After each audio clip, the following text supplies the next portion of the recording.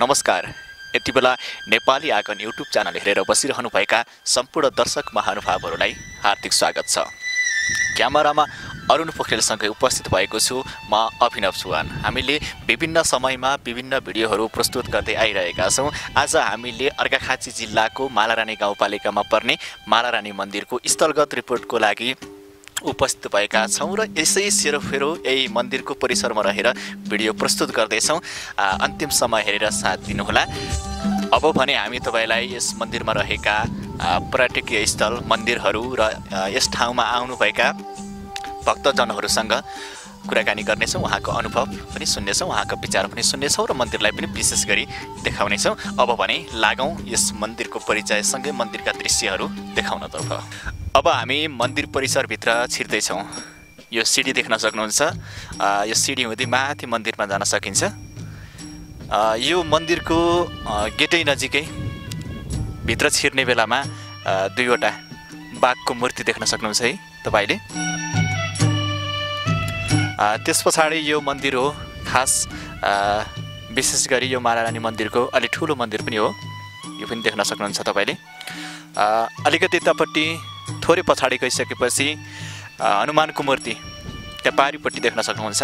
हनुमानको मूर्ति छ जुन निकै आकर्षकको रूपमा छ। धेरैजना त्यस ठाउँमा जानुहुन्छ, फोटो खिच्नुहुन्छ। देख्दा पनि धेरै राम्रो बनेको छ यस मूर्ति। यो मालारानी मन्दिर बाटोको नजिकै छ। यसमाथि पनि मूर्ति त्यसै गरी मन्दिर छ। हामी एकैछिनपछि तपाईँलाई त्यो पनि देखाउनेछौँ र हामी कुराकानी पनि गर्नेछौँ। आज धेरैजना उपस्थित हुनुभएको पनि रहेछ मौका संयोगले गर्दा। आज विशेष गरी एकादशी पनि रहेछ। एकादशीको अवसर पारेर धेरैजनाहरू घुम्न आउनुभएको छ। उहाँहरूसँग पनि हामी कुराकानी गर्नेछौँ। यति बेला हामी मालारानी मन्दिरको परिसरमै छौँ। यहाँ धेरै दर्शालु भक्तजनहरू पनि उपस्थित हुनुहुन्छ। उहाँहरूका विचारहरूलाई पनि हामी लिएका छौँ। सबैजनालाई स्वागत छ। हजुर नमस्कार। हजुर हजुरको परिचय? म दिलीप चौहान। म दिपेन्द्र चौहान। म चाहिँ सागर चौहान। कुन ठाउँदेखि आउनु भएको छ यो घुम्नको लागि? हामी तल यही मालारानी 5 हाम्रो मालारानी गाउँपालिकाको यही मन्दिरको गाउँपालिकै हो। यही तल पर्छ हाम्रो बाँगी पर्छ चौहान डाँडा। हाम्रो यो सागरलाई कस्तो लाग्दैछ यो मन्दिर? समग्र यो त अब सानैदेखि हिँडिराखेकै ठाउँ हो। अब यहाँ बाटो नबन्दादेखि पैदल यात्रासम्म आएको ठाउँ हो। त्यो हेर्दा सम्पूर्ण हेर्दा पहिला हेरी धेरै विकास भएको देखिन्छ। जे होस्, म नयाँ मान्छे, कोही घुम्नु भएको छैन भने एकचोटि म घुम्नको लागि सल्लाह सुझाव दिन चाहन्छु। हाम्रो त्यसै गरी दिपेन्द्रको अनुभव कस्तो भयो यो मन्दिरमा आइसकेपछि, घुमिसकेपछि? ठिकै छ। यसलाई हामीले अहिले लकडाउनको सदुपयोग पनि गरियो। यहाँ घुम्न आइयो। राम्रो छ। विकासहरू धेरै बढेका छन्। सबै कुरा यो माथि जाने सिडीदेखि लिएर सबै भइरहेछ। यहाँ हामी सदरमुकामदेखि करिब 18-15देखि 20को बिचमा होला। अनि हामी यो म तपाईँलाई सोधिहालेँ अलिकति बाटोको तपाईँले अनुभव पनि छ होइन? त्यस अर्थमा सन्धिखर्कदेखि कताबाट आउन सकिन्छ यस मन्दिरमा? यहाँ आउनलाई फर्स्ट अफ अल त यो ढोरपाटन बाटो हाम्रो रतनमारेबाट यसै आए पनि भयो सिधै। नभए हाम्रो खन निस्केर है तपाईँको वाङ्लाको च्यानडाँडा हुँदै माथि आएर डिबर्ना हुँदै यहाँ खन आएर खनाबाट नि आउन सकिन्छ। मान्छेलाई सोध्दै आउँदा पनि मान्छेले बताइदिन्छन् यो फेमस छ जे होस् हाम्रो मालारानी। यो ठाउँ चाहिँ घुम्न आउनै पर्छ है। हाम्रो यो दिलीपले पनि फोटो खिचेको देखिरहेको थिएँ। दिलीपलाई चाहिँ कस्तो लाग्यो त यो मन्दिरमा घुमिरहँदा? यहाँ चाहिँ हामीलाई एकदमै रमाइलो भयो होइन। आउँदाखेरि अब पहिला सानोमा आउँदाखेरि गोरेटो बाटो लड्दै पढ्दै आउने, अहिले त मोटर बाटो होइन, बहुत विकसित भएछ। जे होस् रमाइलै भयो। के भन्न चाहनुहुन्छ जो यस ठाउँमा आउनुभएको छैन, घुम्न आउन चाहनुहुन्छ भने दिपेन्द्र के भन्न चाहनुहुन्छ? घुम्न आउनुहोस्। एउटा होइन धार्मिक स्थल पनि हो, पर्यटक स्थल पनि हो होइन। राम्रो छ, अवलोकन गर्नुहोस् होइन। प्राकृतिकले सौन्दर्य भरिपूर्ण यति माथि होइन। यहाँ एउटा शिवजीको मन्दिर पनि अहिले तत्कालै बनिरहेछ। धेरै राम्रो होइन। अग्लो यहाँ डाँडोमा बनिएको आउन सक्नुहुन्छ। त्यसै गरी सागरजी यसलाई यो क्षेत्रलाई अलिकति विशेष रूपमा प्रसार गर्नको लागि के गर्न सकिएला त? अब यसमा त समग्र अब यो नजिकको आसपासको क्षेत्रको मान्छेदेखि सबै कुराले सोसियल मिडियाहरूदेखि अब पत्र पत्रिका अब हाम्रो रेडियोहरूमा प्रचार गरेर यसलाई विकास गर्न सकिन्छ। मान्छे चहल पहल बढाउन सकिन्छ। बाटाहरू अझै होइन अझै केही नयाँ अहिले थप एक्स्ट्रा शिवजीको मूर्ति बन्यो।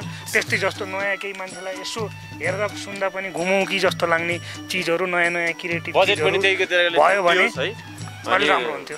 हुन्छ, यो महत्त्वपूर्ण समय हामीलाई उपलब्ध गराउनु भयो, घुमिरहनु भएको थियो, फोटो खिचिरहनु भएको थियो होइन। हुन्छ, सबैजनालाई धन्यवाद दिँदै अहिलेको लागि छुटौँ। धन्यवाद, नमस्कार। हामी यो स्थलगत रिपोर्टको लागि मालरानी मन्दिरमा उपस्थित भएका थियौँ। अब भने हामी मालरानी मन्दिर जुन बाटोमा छ त्यसबाट अलिकति माथि आइसकेका छौँ, जहाँ दर्शालु भक्तजनहरू पनि धेरै देख्न सक्नुहुन्छ तपाईँले। हामी उहाँहरूसँग पनि कुराकानी गर्नेछौँ। यहाँ एउटा शिवको मूर्ति छ जो निकै ठुलो पनि छ। अरुण, यता पनि अलिकति देखाउँ हामीले। यतापट्टि शिवको मूर्ति देख्न सक्नुहुन्छ जुन निकै आकर्षकको रूपमा देखिरहेको छ, जुन हेर्दाखेरि एउटा निकै आनन्द लाग्ने पनि देख्न सक्नुहुन्छ। अलिकति पारिपट्टि अर्को मन्दिर पनि छ, त्यस मन्दिरमा पनि हामी एकैछिनपछि जानेछौँ। त्यसै गरी यस ठाउँमा यति बेला दर्शनको लागि आउनुभएका दर्शालु भक्तजनहरू हुनुहुन्छ, उहाँसँग पनि हामी कुराकानी गर्नेछौँ। अलिकति हामी यता जानेछौँ। हामीसँग यति बेला कुराकानी गर्नको लागि एउटा आमा हुनुहुन्छ, उहाँसँग कुराकानी गर्छौँ। आमा, तपाईँलाई स्वागत छ है। हजुरलाई पनि स्वागत छ, धन्यवाद। अनि के को लागि आउनु भएको छ? हामी यहाँ यही मन्दिरहरू घुम्न आएका। कस्तो लाग्दैछ यो मन्दिरमा घुमिरहँदा? अति राम्रो, यहाँ यत्रा मूर्ति बनाउनु आएको शिवजीका। त्यहाँ ती साँडे बनाउनु भयो रिजा। कहाँदेखि आउनुभयो तपाईँहरू? हामी यता बाडुङ्गा मालारानी चार देउराली बाडुङ्गाबाट। विशेष गरी तपाईँहरू घुम्नको लागि आउनु भएको है? हामी घुम्नको लागि आएका। अति राम्रो रहेछ। घुम्यौँ, तलको मन्दिरमा गयौँ, फेरि माथि आयौँ। गुराँसका फेदा पानी रहेछ, त पनि अभिषेक गऱ्यौँ, हरहर गऱ्यौँ। गुराँसको फेदको पानीले त्यो हातको अञ्जुलीमा माथि लिइसकेपछि आफूले मागेको कुरा पुरा हुन्छ भन्ने छ है? हजुर हजुर, त्यही भन्ने पहिलाको चलन रहेछ। त्यही भएर हामी पनि आएर एउटा अभिषेक गऱ्यौँ। हुन्छ, तपाईँलाई धन्यवाद। हाम्रो आमा पनि हुनुहुन्छ, तपाईँलाई पनि स्वागत छ है। हस्, धन्यवाद।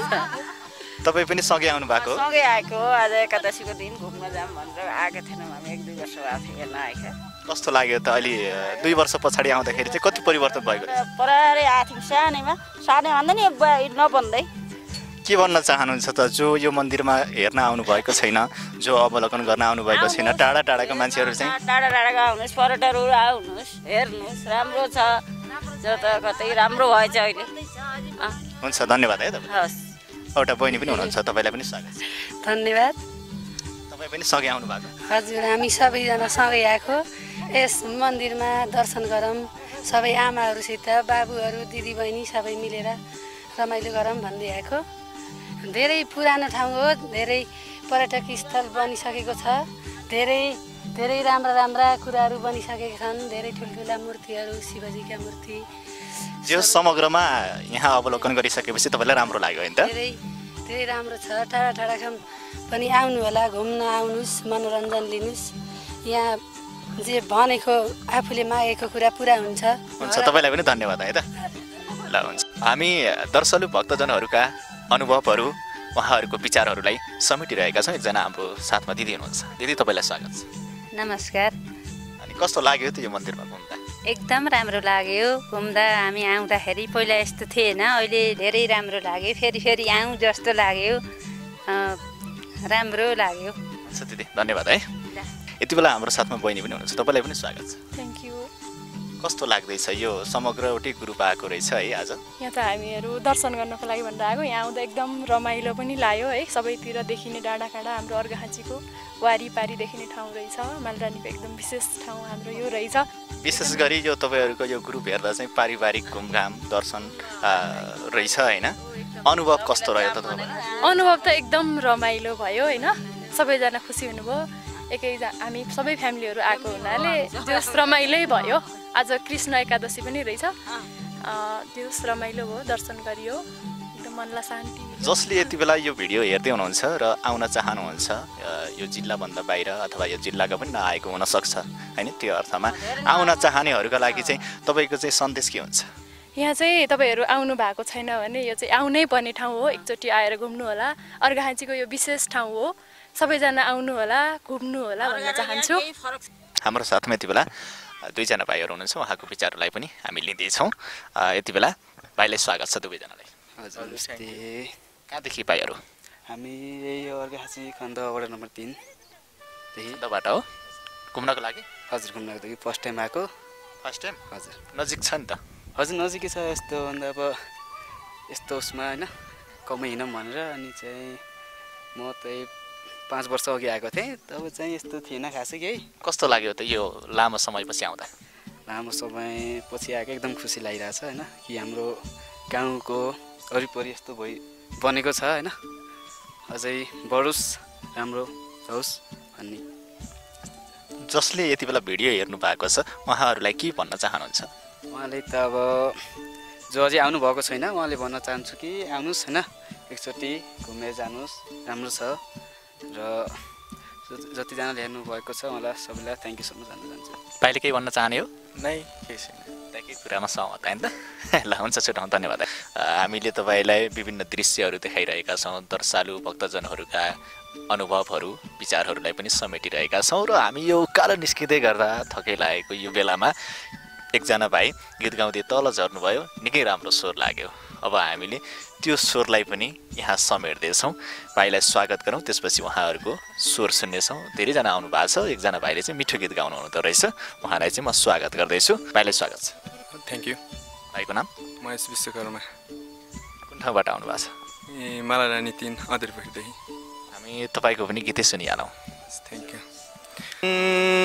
अहिलेसम्म मलाई केही भएको छैन मलाई केही भएको छैन कोरोनाले के गर्छ थाहा छैन घर खाँचीमा मरे भने नरुनु निर्माया भेट होला बाँचेमा मलाई केही भएको छैन मलाई केही भएको छैन कोरोनाले के गर्छ थाहा छैन घर खाँचीमा मरे भने नरुनु निर्माया भेट होला बाँचेमा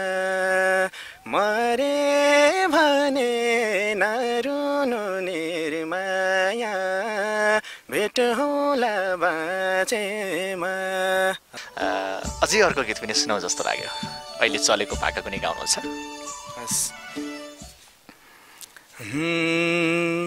कहाँ पुग्यौ र भेट पनि हुन्न तिमीलाई सम्झी म यति रुन्न एउटा फोटो पठाइदेऊ न जाले हेर्छु मैले मुसार्दै हातैका पौजाले कहाँ पुग्यौ र भेट पनि हुन्न तिमीलाई सम्झी म यति रुन्न एउटा फोटो पठाइदेऊ न जाले हेर्छु मैले मुसार्दै हातैका पौजाले हेर्छु मैले मुसार्दै हातैका पौजाले।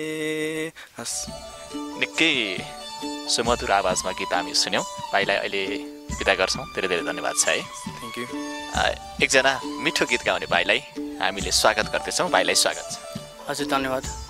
भाइको नाम? मेरो किसन बिग। कुन ठाउँबाट आउनु भएको छ आज? खण्ड अन्तर्भागदेखि। निकै मिठो गीत गाउनु हुँदो रहेछ। हामीले त्यसरी समेट्न खोजेका छौँ यस भिडियोमा है। कुन गीत गाउनुहुन्छ? म गीतबाट नै सुरु गर्छु। हुन्छ सुरु गर्नुहोस्। मुटुभित्र बसेको मान्छेलाई बिर्सु कसरी मुटुभित्र बसेको मान्छेलाई बिर्सु कसरी। हुन्छ भाइलाई धेरै धेरै धन्यवाद। अहिलेको लागि छुट्यौँ है त भाइ। हजुर थ्याङ्क यू। धन्यवाद हजुरलाई पनि। यो अर्घाखाँची जिल्लाको मालारानी गाउँपालिकामा पर्ने यस मालारानी मन्दिर विशेष गरी धार्मिक तथा ऐतिहासिक पर्यटकको लागि दर्शन गर्न आउने ठाउँ र घुम्न आउने ठाउँ पनि रहेको छ। अलिकति उचाइमा छ, यति बेला पानी पर्ला पर्ला जस्तो पनि भइरहेको छ। तपाईँले देख्न सक्नुहुन्छ यो मौसमलाई। एकैछिन अगाडि पनि पानी परेर हामीले भिडियो खिच्ने कामलाई रोक्नु परेको थियो। पानी आउँछ, अलिक चिसो ठाउँ पनि छ, हामीलाई पनि निकै चिसो भएको महसुस पनि हामीले गरिरहेका छौँ। क्यामेरामा अरुण पोखरेलले क्यामेरा गरिरहँदा पनि निकै कापिरहेको जस्तो मैले देखिरहेको छु। निकै चिसो मौसम भएको छ, तपाईँले देख्न सक्नुहुन्छ। हामीले भिडियो तयार पारिरहेका छौँ। पक्कै पनि तपाईँलाई यस भिडियो राम्रो लाग्नेछ भन्ने विश्वास पनि लिएका छौँ। अन्तिमसम्म हेरेर साथ दिनुहोला। लाइक, कमेन्ट, सेयरको कुनै पनि कमी नहोस्। तपाईँ जतिले हेर्दै हुनुहुन्छ तपाईँको मनोकाङ्क्षा पुरा होस्, हामी त्यो पनि भन्न चाहन्छौँ। हामीले यो मालारानी मन्दिरको दृश्यहरू निरन्तर रूपमा देखाइरहेका छौँ, तपाईँले हेरिरहनु भएको छ। यति बेला हाम्रो साथमा एकजना बुबा हुनुहुन्छ। उहाँलाई यस मन्दिरको बारेमा, आज पूजा भइरहेको छ त्यसको बारेमा धेरै कुराहरू जानकारी छ। उहाँसँग कुराकानी गर्नेछौँ। बुवाको नाम? रविलाल खनाल। घर कता हजुरको? घर कुनाखर्क।